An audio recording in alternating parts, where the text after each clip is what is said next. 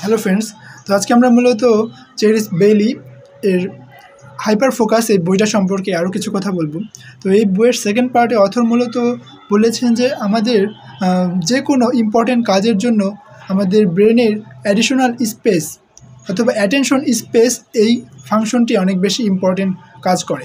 যেমন আমরা যদি চিন্তা করি আমাদের কম্পিউটার অথবা যে কোনো ইলেকট্রনিক ডিভাইসের র্যাম যে কাজটা করে মূলত যে কোনো কাজকে প্রসেসিং করার জন্য তার যেই ফাংশনটা এখানে ইনভলভ থাকে, অর্থাৎ তাদের একটা নির্দিষ্ট স্পিডে কাজ করার জন্য সেই র্যামটা কতটুকু কাজ করছে সেটাই মূলত তার স্পিডের উপর নির্ভর করে। তো এখানে যদি অনেকগুলো কাজ অর্থাৎ মাল্টিটাস্কিং একসাথে করা হয় তাহলে দেখা যাবে যে সেই কাজের স্পিড কিন্তু কমে যাবে। তেমনি আমাদের ব্রেনে যদি ধরেন যে কোনো একটা কাজের জন্য যদি আমরা পুরোপুরি 100% ব্রেনকে কাজে লাগাই তাহলে সেইটাতে সময় খুব কম লাগবে। এজন্য লেখক মূলত মাল্টিটাস্কিং করাটাকে ডিসকারেজ করেছে।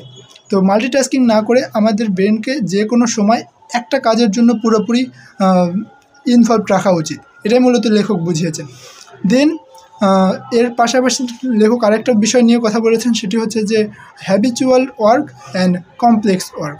তো হ্যাবিচুয়াল ওয়ার্ক বলতে মূলত সেই সকল কাজগুলোকে বোঝায় যেগুলো আমরা হয়তো তেমন একটা ডিপ অ্যাটেনশন দিয়ে করি না। অর্থাৎ যেমন আমরা যদি কোনো ফ্রেন্ডের সাথে কথা বলতে বলতে হাঁটতেছি অথবা যে কোনো বিষয় নিয়ে আলোচনা করতে করতে চা খাচ্ছি, এরকম বিষয়ে আমাদের অতটুকু মনোযোগ দরকার হয় না।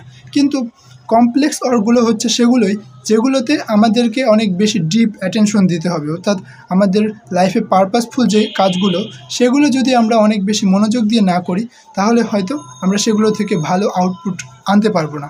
তো একজন সাধারণ মানুষ এবং একজন অনেক বেশি সাকসেসফুল মানুষের মধ্যে এটাই হলো মূল পার্থক্য, যে তারা দিনের বেশিরভাগ সময় কমপ্লেক্স ওয়ার্কে নিজেদেরকে ইনভলভ রাখে।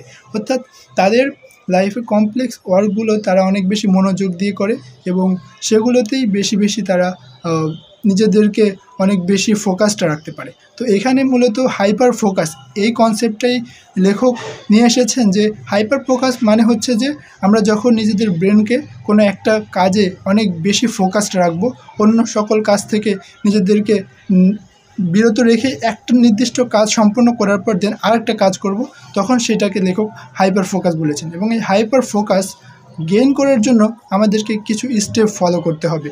যে কোনো কাজে সফল হওয়ার জন্য আমাদেরকে হাইপার ফোকাস থাকতে হবে।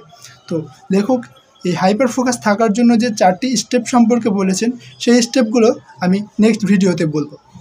ধন্যবাদ সকলকে।